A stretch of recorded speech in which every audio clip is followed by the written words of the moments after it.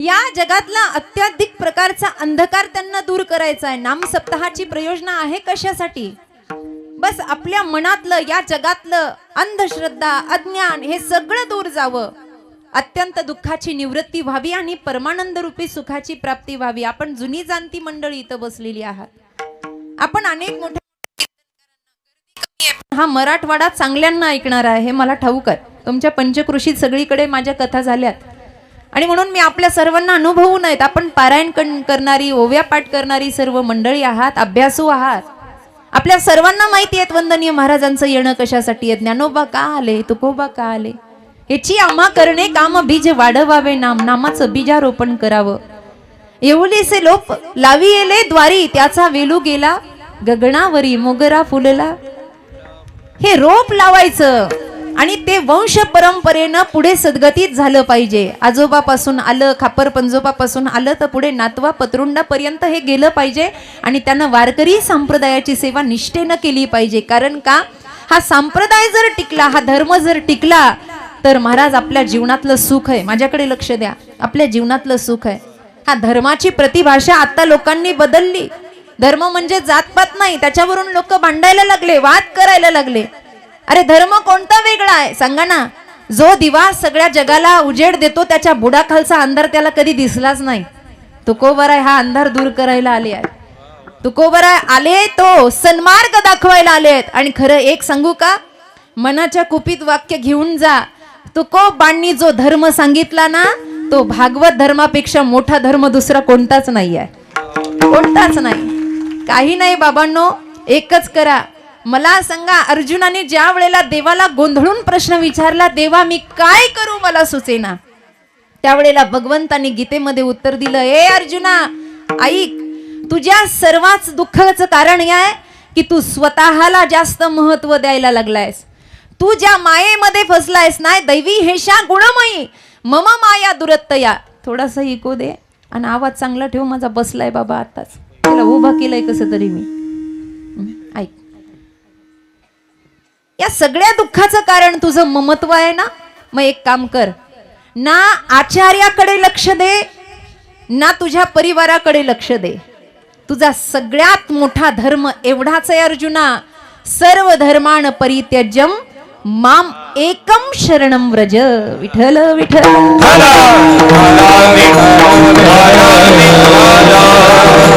फक्त भगवंताची शरणांगती हा एकमेव मनुष्याचा। गंगा गेली सिंधूपाशी, तिने अव्हेरीले तिसी। अरे गंगेनं सिंधूला जाऊन मिळायचं असतं, तसं अंशानं अंशीला जाऊन भेटायचं असतं। या जन्माचं दुसरं काही कारण नाही। निळोबराय वर्णन करतात, येवोनिया नरदेहा काही स्वहित ते पहा, नाही तरी व्यर्थ जन्म चिंतित असे विषय काम। पशु विषय सेविती तया परी तुझी स्थिती, निळा म्हणे व्यर्थ गेला प्राणी भूमी भार झाला। या जीवनामध्ये येऊन आम्ही करतोय काय? जे इतरांना केलं ते आम्ही करतो। एवढं सगळं सांगण्यासाठी तुकोबराय आले नाही, हे तर सोपं होतं, बसल्या बसल्या हे सगळं करता येत होतं। असा प्रश्न स्वतःच्या मनालाच विचारून बघा। तुकाराम महाराजांनी जर गाथा लिहिलीच नसती, गाथा कळते ना माझी भाषा? हो म्हणा, हो मला बरं वाटतं। गाथा लिहिलीच नसती महिला मंडळ, तर असं झालं असतं का की तुकाराम महाराजांना विमानच आलं नसतं? फक्त गाथ्यामुळं विमान आलं काय तुकोबरायांना? हा गाथा फक्त आपल्या अंधकारासाठी आहे। त्यांची भजन साधना एवढी निष्ठेची होती की देवाला सुद्धा त्यांना न्यायला यावं लागलं, एवढा त्यांच्या भजनाचा एक प्रभाव होता माईबाप। आणि तो प्रभाव सिद्ध करण्यासाठी त्यांनी काही प्रयत्न केले नाही, फक्त अखंड भजन केलं। लोकांजवळ प्रदर्शन केलं नाही। लोकांचं प्रदर्शन थांबावं आणि जीवनाचं दर्शन व्हावं। त्यांना कळालं होतं पुढे काय होणार आहे, म्हणून समोरचा कळवळा त्यांच्या मनामध्ये आला आणि त्यांनी त्यांचं येणं सिद्ध केलं। कळवळ्याची जाती करी लाभावी न प्रीती, लेकुराचे हित जाणे किंवा वाहे। आईला जसा कळवळा आहे ना, तसा या संत, म्हणून बऱ्याच अभंगामध्ये तुकोबरायांनी आई बापाची उपमा दिली आहे संतांना। तुम्ही संत माय बाप, जिचे पिढे बाळ प्राण तियेचा विकळ, ऐसा मातेचा स्वभाव सूत्र दोरी एक जीव. या अभंगात शेवटी महाराज म्हणतात, तुका म्हणे संत तुम्ही बहु कृपावंत.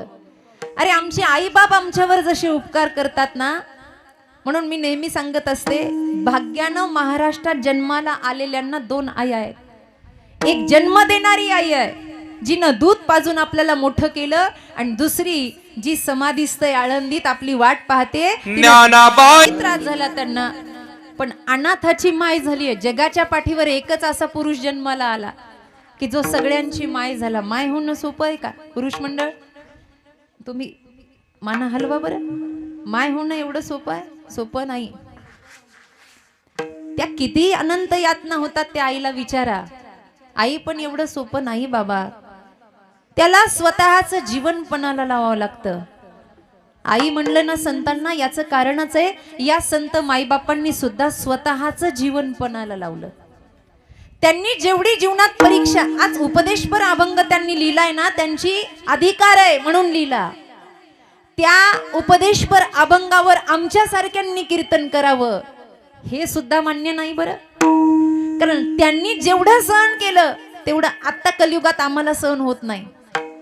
वेदना झाल्या तर एकादश सोडायची वेळ यायला लागली. नाही हो, डॉक्टरांनी गोळ्या घ्यायच्या सांगितल्यात, सोडा एकादशी.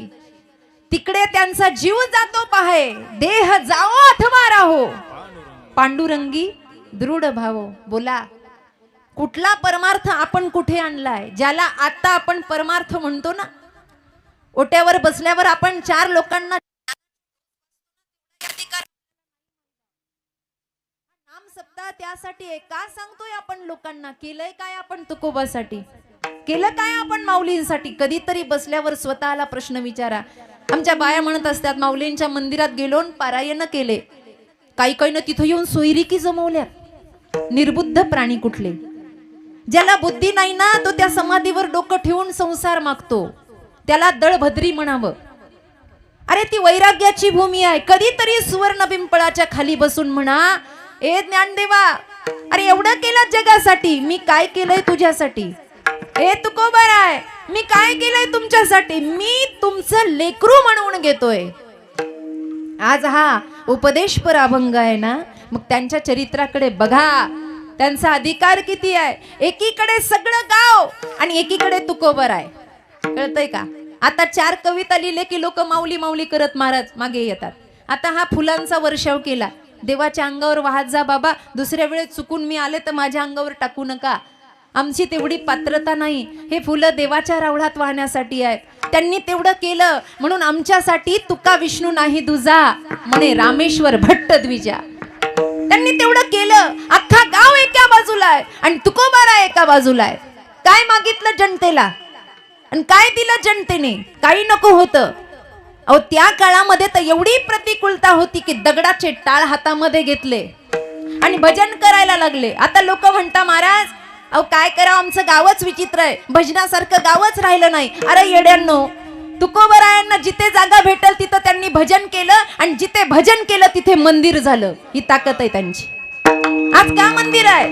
ती जागा पवित्र झाली. एवढी ताकद त्यांच्या भजनामध्ये होती. अहो एक वेळ असा होता की तुकोबरायांना असं वाटलं सगळी लोक कोपली, पण देव पण कोपला. काय? देव बोले ना. तुकोबरायांनी दगडाचे टाळ वाजवायला प्रारंभ केला. ए देवा, ए बोल ना देवा. जराशे डोळे बंद करून बघा. ऐका, जराशे डोळे बंद करा आणि आठवा बरं तुकोबराय देवाला काय बोलत असतील. ए पांडुरंगा, देवा बोल ना. अरे समाज मला बोलत नाही रे. कोपला पाटील गावाचे हे लोक. आता मला भीक घालणार कोण आहे देवा? ए देवा बोल ना माझ्याशी. ए पांडुरंगा, का मौन धरलंय देवा? कबीराचा शेणा विणतो, गोरोबाची माती तोडतो. मुक्त केले देव किसी फोडून तुरंग. मौन का धरिले तुम्ही सांगा पांडुरंग. तुकाराम महाराजांनी किती सहन केलं. उकळतं पाणी अंगावर पडलं. लोक मारायची, म्हणायची या वह्या बुडवा. अहो अनुष्ठानाला बसले इंद्रायणीच्या तटावर. ऐका आडोळकर, नीट ऐका. इंद्रायणीच्या तटावर तुकोबराय बसले. आजही ती जागा पवित्र आहे. आताच वर्तमान सांगत नाही, आता कुणालाच टेन्शन सहन होईना, लोक मरायला लागले आहेत. काय आहे, कुठे आहेत तुकोबा, कुठे आहेत आपण, विचार करा. अनुष्ठानाला बसले, छोटी छोटी लेकरं होती आजूबाजूला, जी आवली तुकोबारायांना म्हणत होती, पदरी घातले भिकाऱ्याच्या, आई बापाला शिव्या देत होत्या, का माझं वाटोळं केलं, त्याच्यासोबत माझा विवाह, त्या सुद्धा आल्या. आणि आई साहेब बसल्या, गावातल्या लोकांनी भाकरी आणल्या होत्या.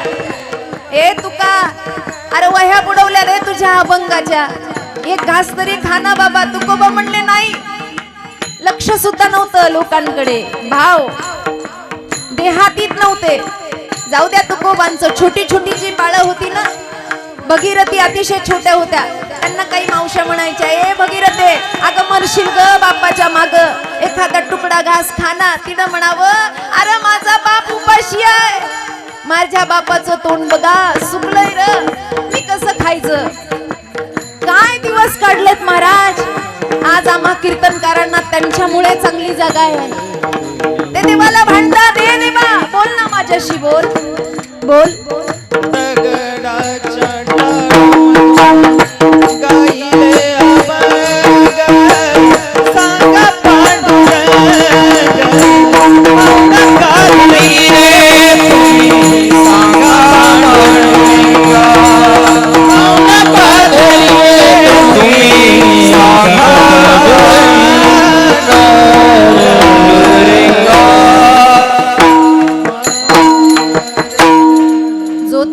जगाला विश्वगुरु करायला निघतो. तुकोबराय स्वतः सिद्ध झाले. साधना वारकरी संप्रदायाची अशी आहे की अगोदर आपण सिद्ध व्हा, दुसऱ्यांच्या घरावर झेंडे लावणे बस झाले. आपला झेंडा 3.5 हाताचा कधी फडकणार बाबा, कधी इथे ऐसा कर घर आवे राम, कधी हा राम इथे सिद्ध होणार. मी हे याच्यासाठी सांगतेय की उपदेश करण्याचा अधिकार फक्त त्यांना आहे, त्या संताधिकांना जे देव पाहायला गेले आणि ते देवच होऊन ठेले. कळतंय का. लाली मेरे यार की जित देखूं उत लाल, लाली देखन मैं गई तो मैं भी. आज वाडी वाडी वस्त्या वस्त्यावर वारकरी संप्रदाय आहे. आता येताना आमचा विठ्ठल म्हणत होता, काय ज्ञानोबा तुकोबांची ख्याती आहे, खरंच डोळं पाणावले आहे. आज हा मराठवाडा आहे महाराज, इथे सगळं आहे, पण आम्ही तेलंगणा सारख्या राज्यामध्ये जातो जिथे लवलेशही नाही, पण तिथे सुद्धा कुठेतरी एखाद्या करण्यावर हरिपाठ चालू असतो, तेव्हा वाटतं काय माझ्या आईचं वैभव आहे. भारताचा कानाकोपरा सुद्धा संप्रदायाने सोडला नाही. काय आहेत महाराज, कोण आहेत ज्ञानोबा, कोण आहेत तुकोबा. आज आम्हा कीर्तनकार गायनाचार्यांची ओळख फक्त त्यांच्यामुळे आहे. एवढं नाव मोठं झालं त्रिलोकामध्ये, पण फक्त नाव मोठं करण्यासाठी त्यांनी साधना केली नाही. ते म्हणायचे, देवा खरं सांगू का, तुझ्या भजनाशिवाय राहूच शकत नाही. तुम्हाला एक अभंग सगळ्यांच्या पाठातला आहे, पण मी सांगते, कदाचित हा अभंग तेव्हा लिहिला असेल केव्हा, जेव्हा पांडुरंगण तुकोबांचं बोलणं चालू असेल. बोलणं चालू असणार, त्यांच्यात ताकद होती.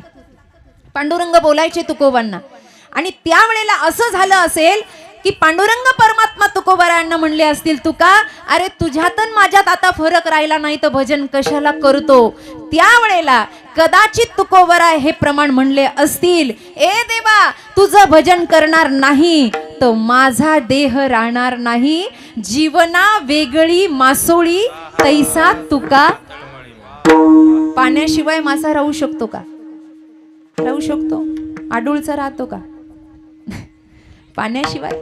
ए तुका अरे सोड ना भजन. कसं सोडू बाबा, तुझ्या भजनाशिवाय राहू शकत नाही. एक क्षणही जे भजनाशिवाय राहू शकत नाही, ज्यांच्या भजनाचा समाजावर परिणाम झाला, ज्यांच्या भजनामध्ये आविर्भूत भावानं जग सिद्ध झालं, ते स्वतः सिद्ध झाले, असे तुकोबराय जनसामान्यांना अज्ञानाची स्वीकृती देऊन ज्ञान संपत्तना देण्यासाठी अभंगाचं प्रथम चरण सांगतात. देहा हो नवे मी सरे, देह हो नवे मी सरे,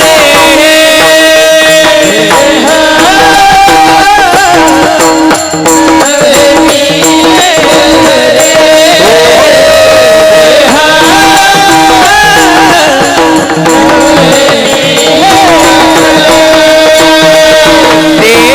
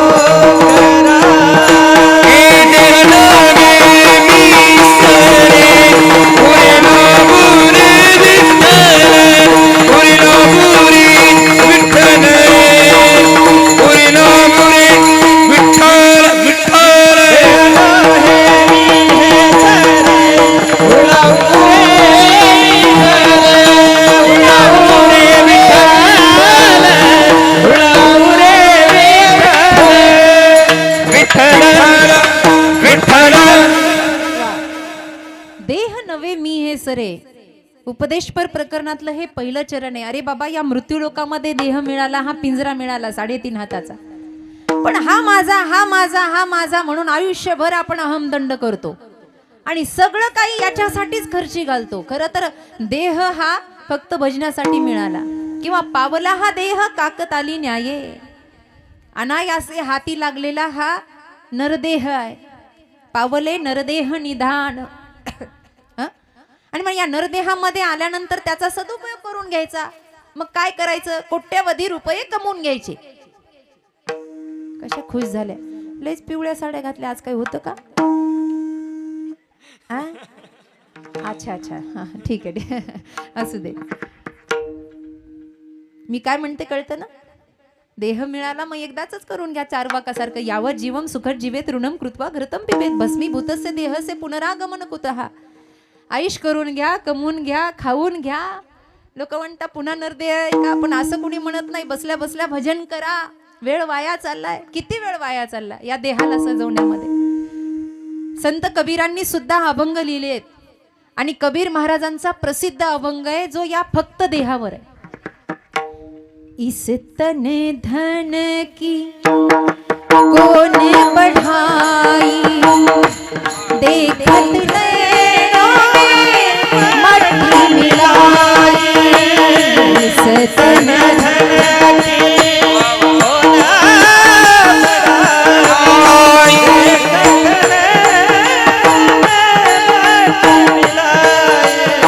कबीर महाराज म्हणतात, इस तन धन की कौन बढ़ाई, देखत नैनों में मट्टी मिलाई. अपने खातिर महल बनाया और आप ही जाके जंगल सोया. नीट ऐका. काही लोक आम्हाला म्हणता, महाराज भाऊकीच्या नाकावर टिचून बंगला बांधलाय. कसा?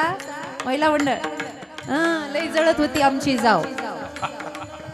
ते असं बोट मोडून असतं ना, मला तेवढं येत नाही. तिच्या नाकावर टिचून घर बांधलं, बंगला बांधला. अगं पण मेल्यावर घरात ठेवता का? अपने खातिर महल बनाया और आप ही जाके जंगल सोया. एकटच जळत बसतं तिकडं मसन वाट्यात. हाड जले जैसे लकडी की मुली. आता पैसे आहेत, दवाखान्यात गेलं, हाड मोडलं की दुसरं हाड बसवा. पण ते जळायला लागलं की लाकडाच्या मुळीप्रमाणे ढणढण जळायला लागतं. हाड जले जैसे लकड़ी की मूली और बाल जले जैसे घास की पोली. कहे तो कबीर सुन मेरी गुनिया, आप गए बस डूब गई दुनिया. इस तन धन की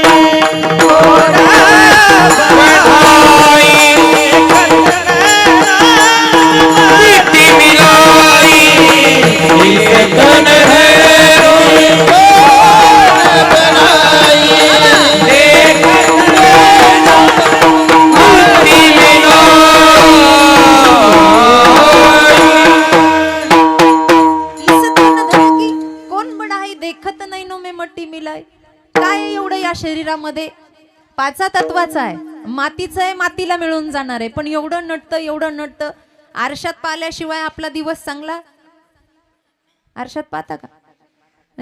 बालपणीचा फोटो बघा. मी बालपणी कशी दिसत होते. एवढं गोड गोजिर रूप दिसतं आणि आता बघा काय आहे वर्तमानामध्ये. तेव्हा समजून घ्यायचं हे बिघडलं याच्यामुळे. रूप बिघडलं का आरसा बिघडला? जुने कीर्तनकार दृष्टांत रंगून सांगायचे.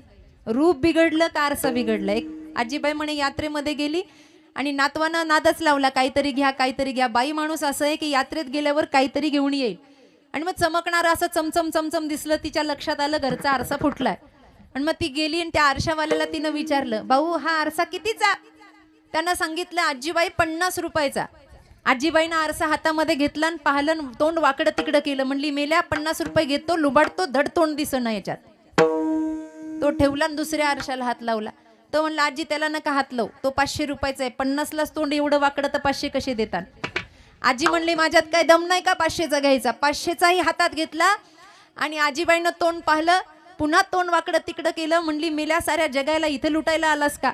तर म्हणला काय झालं? अगं म्हणे माझ्या वयात माझ्या काळात 2 रुपयाला आरसा भेटायचा, पण मी कशी दिसायची? माधुरी दीक्षित. तेव्हा ही तरुण होती बाबा. आता 5,000चा आरसा आणला तरी चेहरा चांगला दिसणार आहे का? वेळ निघून गेला, निघून. कहत कबीर सुन मेरी गुनिया, आप गए बस डूब गई दुनिया. एकदा फोटोला हार लागला, विषय संपला. जोपर्यंत या मृत्यू लोकात आपला श्वास चालतोय ना, ज्ञान देव मौन जप माळ अंतरी. बस झाला आता देह सजवणं, बस झालं आता ह्या देहासाठी जमवणं. आपल्याला असं वाटतं आपल्यावर सगळ्याचं प्रेम आहे. आजोबा मरून पडले एका घरामध्ये, आजोबा मरून पडले एका घरात. आता बाया सरळ बसल्या, त्यांना वाटलं ॲडव्हर्टाईजच कोण होईना अजून. आजोबा मरून पडले आणि मरून पडल्यानंतर त्या आजीला असं वाटलं आजोबा गेले, कारण हातपाय थंड पडले. आवाज दिला, अज्ञान होतं, काही डॉक्टर नव्हते त्यावेळेला. हलवलं बाबा काही उत्तर देईना. मग अशा वेळेला ती आरडाओरडा करत दारात आली. नौजवान 4-5 पोरं असे रस्त्यातून चाललेले होते. ती म्हणले, ए पोरांनो, अरे बाबा तुमचा बाबा गेला म्हणे. पोरं म्हणले, असं कस काय म्हणते, हलवते उठत नाही, अंग थंड पडलं. पोरं म्हणले, आता तुमचं काही नातेवाईक कुणी नाहीये, आम्हाला सगळी तयारी करावी लागणार. आणि मग पोरं आतमध्ये आली आणि खांद्यावर उचलून असं म्हाताऱ्या बाबांना बाहेर नेणार. तो जुना वाडा होता आणि जुन्या वाड्याला ते माळवदाची घरं होती सगळी, त्याच्यामध्ये उंबरठ्याला असा उभा खिळा लागलेला होता. त्या पोरांनी बाबाला जसं खांद्यावर घेतलं आणि बाहेर येताना तो खिळा दणकन म्हाताऱ्याच्या डोक्याला लागला आणि तसंच म्हातारं उठून बसलं. खांद्यावर नेणारे राहिले असतील का? ते भूत म्हणून म्हाताऱ्याला तिथंच टाकलं. मग पोरं गेली पळून. आजीबाईनं कसं तरी ओढत आणलं आणि बिछाण्यावर झोपवलं. महाराज 1-2 महिने नाही, तब्बल 7 वर्ष म्हातारं जिवंत होतं. किती? 7 वर्ष. 7 वर्षांना म्हातारं खरंच मेलं. आणि पुन्हा पोरं आली आणि खांद्यावर उचलून घेऊन चालली. तेव्हा आजी रडता रडता एकच म्हणायची, बाहेर न्यायचं तर न्या, पण वरचा खिळा पा. तुम्हाला काय होतंय हसायला? तिला सांभाळावं लागलंय सगळं.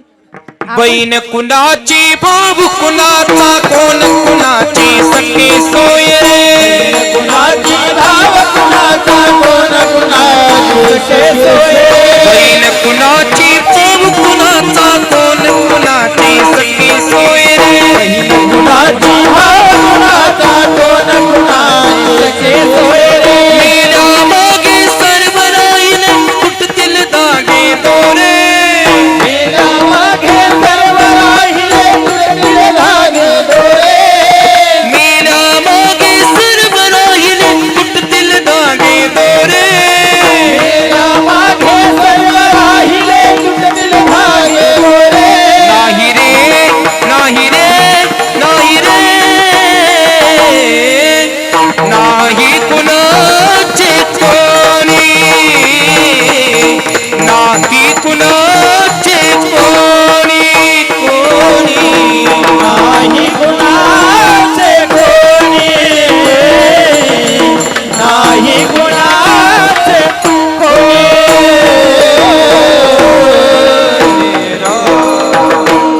म्हटलं का महिला मंडळ? नाही कुणाचे. पाऊस पडन का? मेल्या मागे सर्व राहिले. खरंच कुणी कुणाचं? यायचं मग कुंभमेळ्याला. थोडा शिल्लक आहे अजून.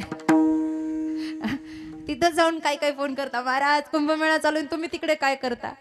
आम्ही म्हणत असतो, अरे बाबा आमचे स्वामीजी गेले तिकडेही कुंभमेळा आणि आमच्यासाठी इकडेही कुंभमेळा आहे. काय कुंभमेळा घेऊन बसलात? तिथे जाऊन मनशुद्धी झाली तर कुंभमेळा सिद्ध आहे, नाही तर काय उपयोग? अंग धुवायसाठी गेलायत काय? सांगू का? हे म्हणणं सोपं आहे, पण आता विषय आलाच आहे. महाराज पण बसले आहेत. सांगतेस तिकडेही कुंभमेळा आणि इकडेही कुंभमेळा. आवडलं तर मनाच्या कुपीत घेऊन जा. जरा सरळ बसा जरा. माई बाप विनंती, सरळ बसा. महत्वाचं सांगतेय. तिकडेही कुंभमेळा आणि इकडेही कुंभमेळा. फक्त 4-5 फरक सांगते तुम्हाला. तिकडे त्रिवेणी संगम आहे, इकडेही त्रिवेणी संगम आहे. तिकडे आहे गंगा यमुना सरस्वती. आहे ना? सरस्वती बसली का? गंगा यमुना सरस्वती. तिकडे त्रिवेणीचा संगम आहे.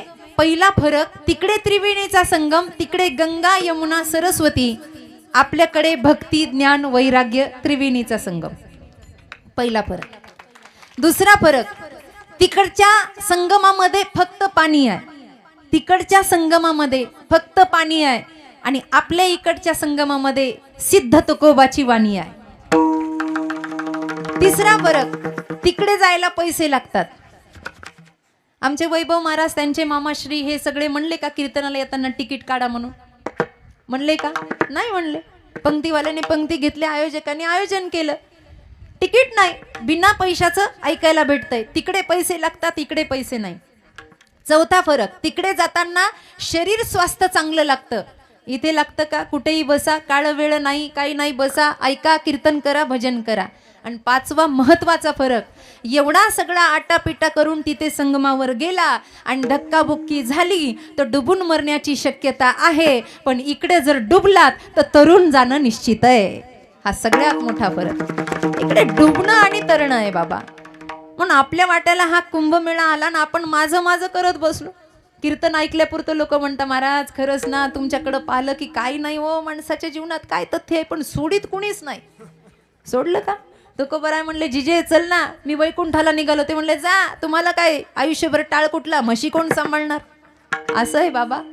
सुटा याचा करीतो उपाय, जो जो पाय गोविले. हे देह तादात्म्य सुटणं इतकं सोपं नाही. याला आपण अशी मिठी मारली आहे आणि याला असं आपलं कवळलंय की याच्यातून आपलं मन निघेना. अरे जशी एखाद्या तीर्थक्षेत्राला गेल्यावर एखादी धर्मशाळा भाड्यानं घ्यावी, किरायानं घ्यावी, तसा काहीतरी कर्म आणि भजनानंदाचा आनंद घेण्यासाठी हे घर आपल्याला भाड्यानं मिळालं. कर वस्ती आला, प्रातःकाळी निघून गेला, तैसे असावे संसारी, जगभरी प्राचीनाची डोरी. वस्ती कर वस्ती आला, प्रातःकाळी उठून गेला, तैसे असावे संसारी.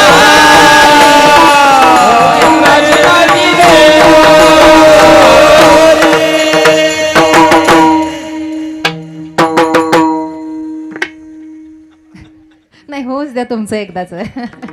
त्याच्याकडे बघत जा बिचाऱ्याकडे वाजवताना, म्हणजे जमल जरा. विठ्ठल विठ्ठल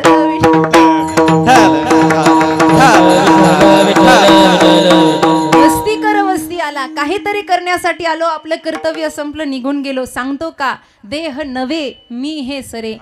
या देहाचं तादात्म्य धरून बसलोय, याची आवड धरून बसलोय, जे करायचं ते बाजूला राहिलं, त्याच्यामुळे विठ्ठलाचा आनंद घेता येत नाही. तुकोबराय म्हणतात, हा जर उरला उरे विठ्ठल, हा आनंद घ्यायचा असेल तर त्याच्यासाठी संप्रदायात एक साधना सांगितली, अभंगाचं दुसरं चरण.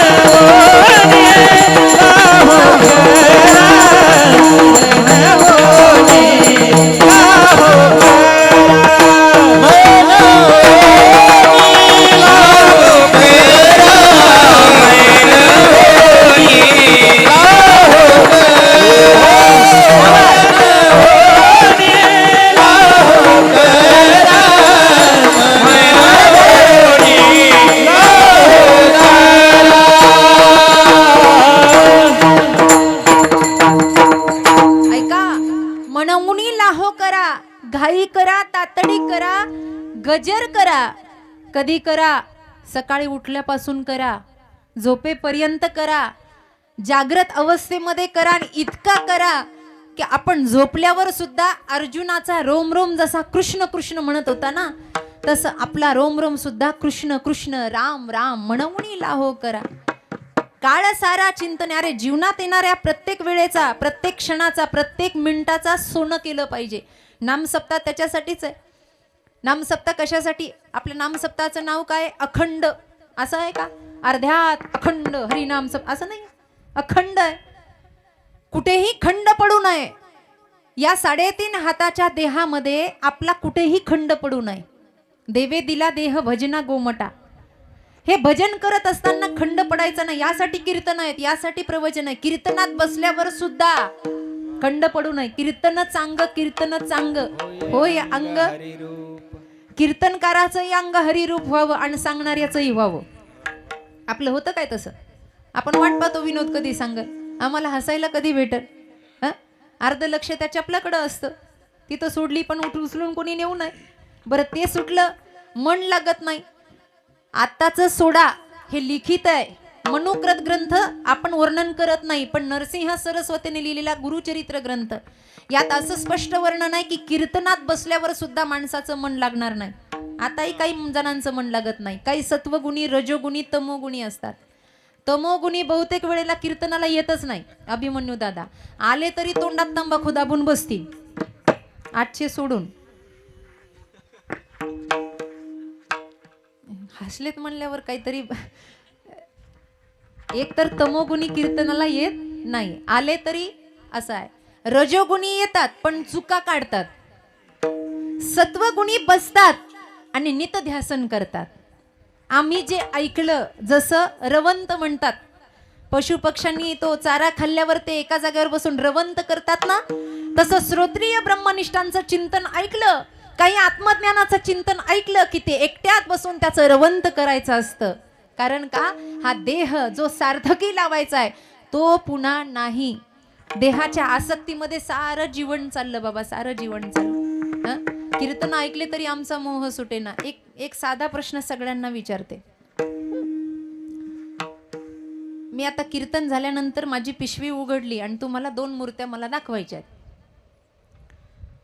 एक रामाची आहे आणि एक रावणाची आहे. नीट ऐका. एक रामाची आहे आणि एक रावणाची आहे. तुम्ही कोणत्या मूर्तीला हात लावता?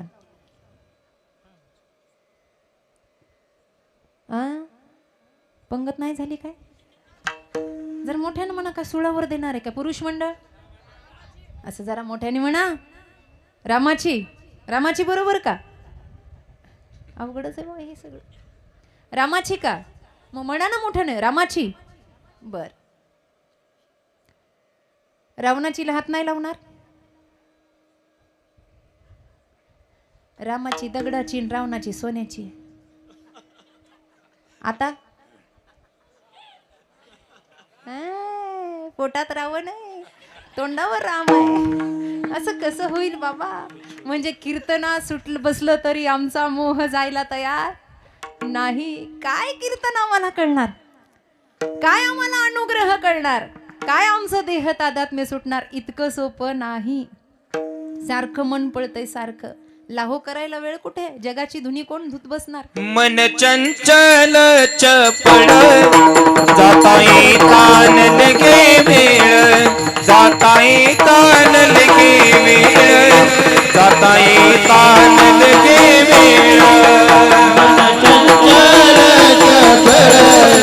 जाताई तान लगे वेळ, जाताई तान लगे वेळ, जाताई तान लगे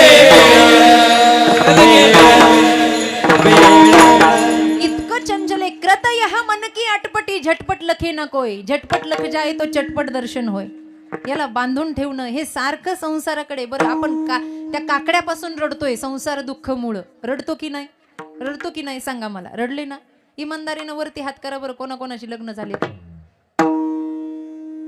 इमानदारीनं वरती हात करा. कुणाकुणाचे लग्न झालेत? अगं बाई महाराज, सगळे संन्याशीच बसले तिथे. ह्याही संन्याशी आहेत. म्हणजे इतका कटाळा आलाय का वर हात करायची पण इच्छा नाही यांना. एवढा कंटाळा येऊन सुद्धा आमचं मन पुन्हा तिथेच फसतंय. समर्थ रामदास सत्संगाला बसायचे आणि बसल्यानंतर लोक असे बसायचे, कुणी जांभळ्या द्यायचं, कुणी स्वतःच्या हातात घड्याळ असून दुसऱ्याला टाईम विचारायचं. जेला कटाळा आला ना ते शेवटी असंच करीत असतात. 11:15 11:15 दरम्यान त्यांना जर वाटलं ना लयच वेदांत सुरू झालाय, मग किती वाजले रे, म्हणजे हे इथून सुरू होतं बायांचं. बाई काय करा, उद्याच्या भाजीला काय काही कळच ना, म्हणजे विषयच नाही बोलायला, काहीतरी बोलायचं. असंच सत्संगामध्ये सुरू राहायचं. समर्थांनी बघायचं ना अभ्यास करायचा. एक दिवस समर्थ सगळ्यांना म्हणले, अरे बाबा मी करता ऐसे म्हणसी, तेने तू कष्टी होसी, राम करता म्हणता पावसी, यश कीर्ती प्रतापे. दासबोध वाचा तुम्ही. ते म्हणले अरे कशाला मी माझं करता, हे सगळं सोडा. लोक म्हणले महाराज सुटायलाच तयार नाही. आम्ही एवढा सोडायचा प्रयत्न करतो पण सुटायलाच तयार नाही. महाराजांनी एक कृती केली. पावसाळ्याचे दिवस येईपर्यंत रोज सत्संग केला. पावसाळ्याचे दिवस आले, एक पिंपळ वृक्षाचं झाड त्या सत्संग हॉलच्या समोर होतं आणि त्या झाडाजवळ अशी मुठभर साखर टाकली. आता मुंगळे आणि मुंग्या पावसाळ्यात जास्त, एवढं तरी पटतंय ना, मुंगळे आणि मुंग्या. ते अर्ध झाड भरलं महाराज सत्संग सांगेपर्यंत, अर्ध झाड भरलं. आणि भरेपर्यंत महाराजांनी प्रवचन चालू ठेवलं. अर्ध झाड असं भरलेलं दिसलं की चालू प्रवचनातून महाराज उठले. सगळ्यांना माहिती आहे समर्थांना फक्त एक लंगोटी असायची, पूर्ण अंग उघडं. जाम समर्थ काही लांब नाही तुमच्यापासून. समर्थ रामदास स्वामी फक्त लंगोटीवर, पूर्ण देह उघडा. आणि सगळे असे बसलेले. महाराजांनी ते झाड अर्ध्यात भरू दिलं आणि तसेच्या तसे उठले, पळत गेले आणि त्या झाडाला अशी मिठी मारली. आता मिठी मारल्यानंतर मुंगळे अंगावर चढले, काय गुदगुले केले असतील का. ते मुंग्या तरी बिचाऱ्या गरीब आहे, पण ते मुंगळे एवढे आगाऊ आहे. ते जर माणसाचं मांस धरलं तर तुटते पण मांस सोडत. काय मुंगळे इतके चिटकून बसता. मुंगळ्याचे सांगते मी तुम्हाला, काय झालं हसायला. एवढे चिटकून बसता महाराज, तुटायची वेळ होती पण ते काय सोडत नाही. महाराजाच्या अंगाच्या चिळकांड्या उडाल्या, रक्ताच्या सगळ्या धारा लागल्या आणि महाराजांनी मोठ्यानं ओरडायला सुरुवात केली, वाचवा वाचवा. 2-3 शहाणे समोर बसून कीर्तन प्रवचन रोज ऐकायचे. ते म्हणले हे तर येडं निघालं. महाराजाला तर आम्ही शान समजित होतो म्हणून याचा अनुग्रह घेतला. ते 2-3 जण शहाणे म्हणणारे महाराजांच्या जवळ गेले, म्हणले स्वामी का रडताय. ते म्हणले अरे मुंगळे मुंग्या फार चावतायत, मला त्रास सहन होईना. त्यांनी सांगितलं महाराज मिठी तुम्ही मारली आहेत, फक्त ती सोडा म्हणजे यांचं चावणं सुटेल. महाराज म्हणले संसाराला मिठी तुम्ही मारली आहे, फक्त ती सोडा म्हणजे चावणं सुटेल. विठ्ठल विठ्ठल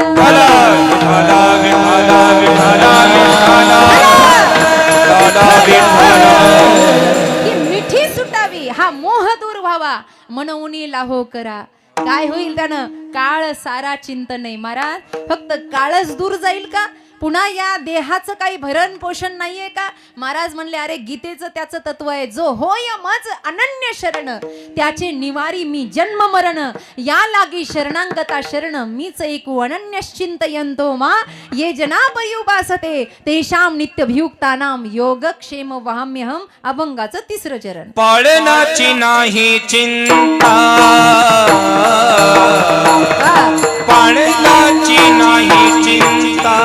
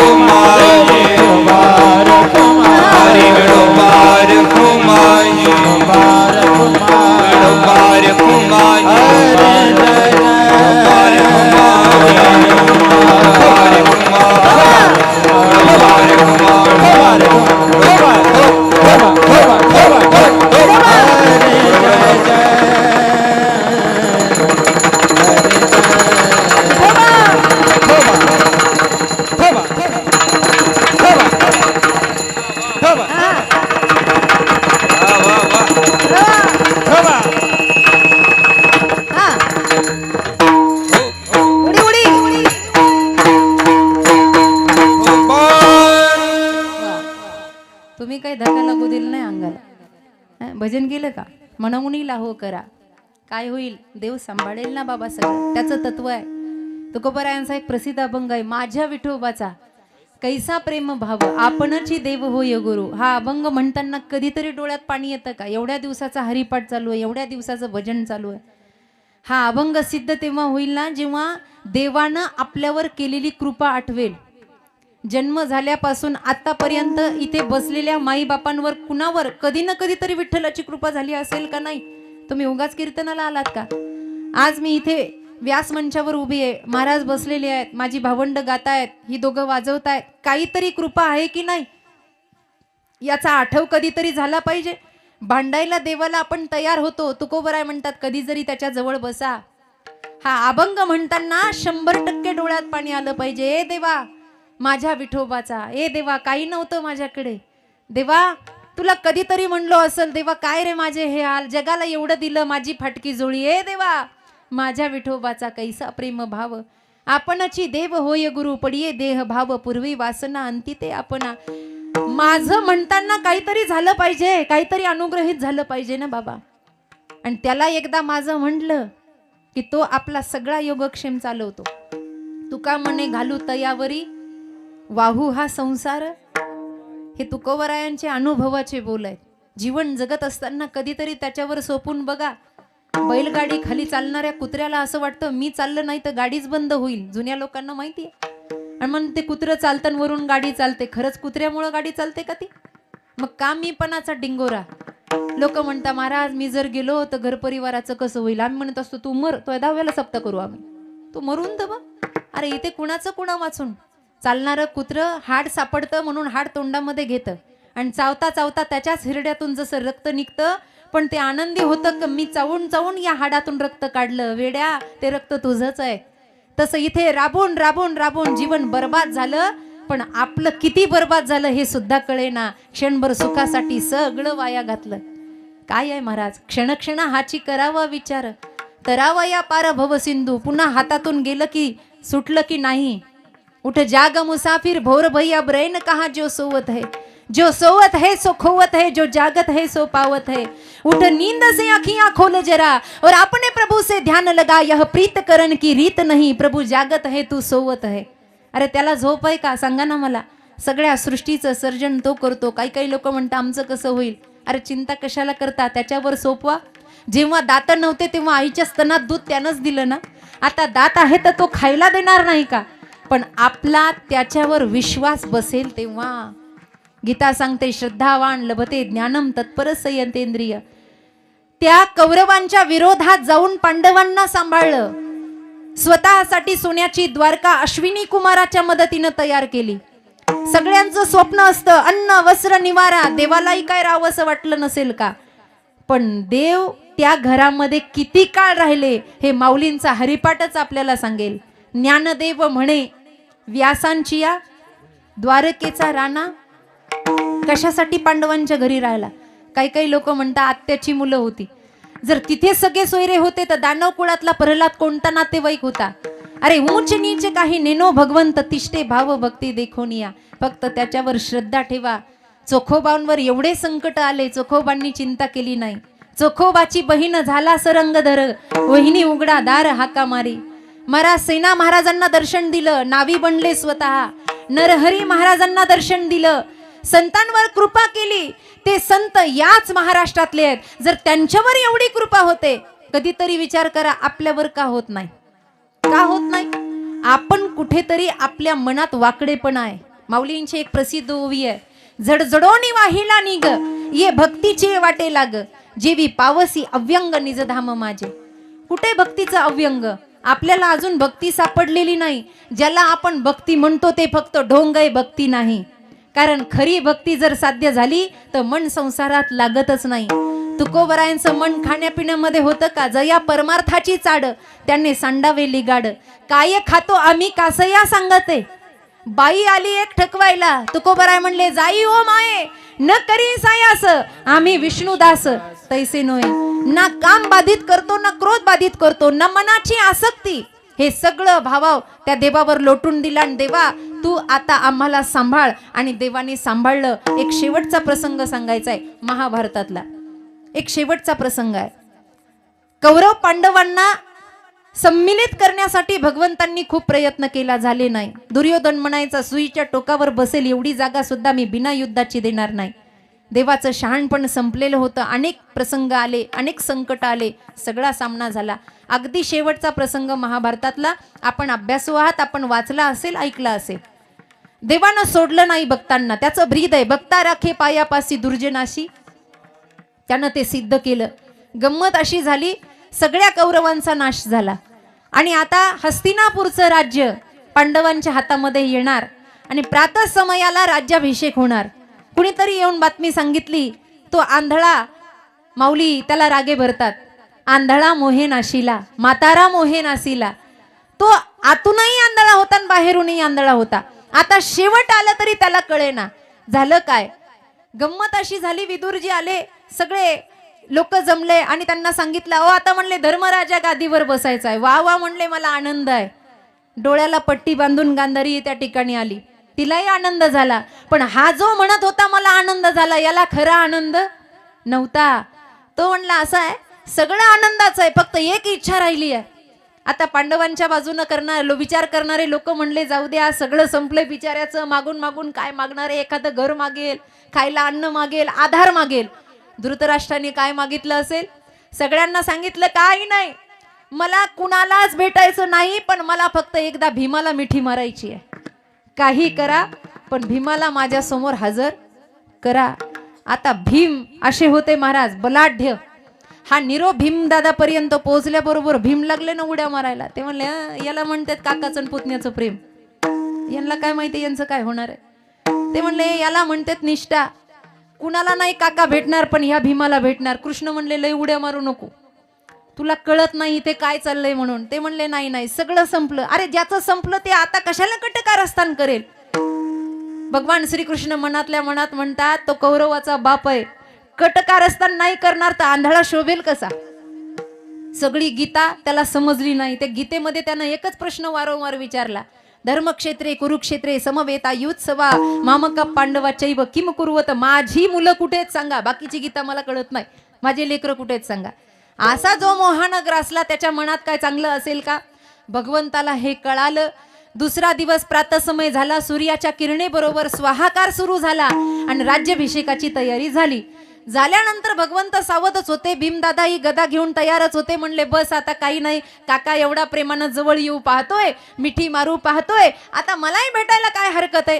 सगळे महाराज, सभा भरलेली, गांधारी माता आल्या, धृतराष्ट्रांना महलामध्ये आणलं आणि असे सगळे समोरून येत येत येत असताना भगवान श्रीकृष्णांनी सैनिकांना आवाज दिला. आणणारे म्हणले ते. आता काय आणा म्हणले याच्याकडे लोकांचं लक्ष लागलं.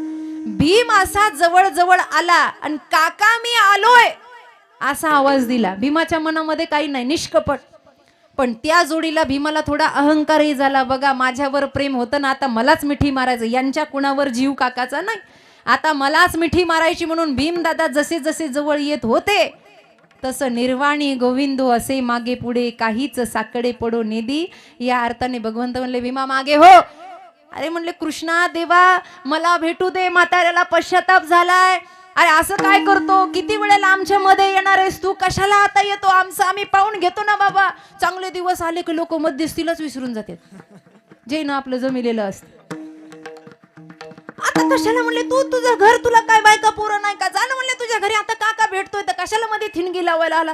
देव म्हणला, बघा ज्याचं करावं बोलते म्हणतं आपलंच खत. भीमाला असं लोटलं आणि सैनिकानं भीमासारखा दिसणारा लोखंडाचा पुतळा असा जसा म्हाताऱ्याच्या समोर मांडला आणि भीम म्हणून धृतराष्ट्रानं जशी मिठी मारली तशी त्याचं पाणीच झालं आणि मग भीम चक्कर येऊन पडला. म्हणला, आपली तर वाफच झाली असती, आपली तर वाफच झाली असती. हा देव का कुणास ठाऊक आमच्या मूळ स्थानावर आहे. हा वारंवार आम्हाला वाचवतो आणि स्वतःचं देव पण पणाला लावतो. अभंगाचं शेवटचं चरण. तुका म्हणे जीवासाठी, ए तुका म्हणे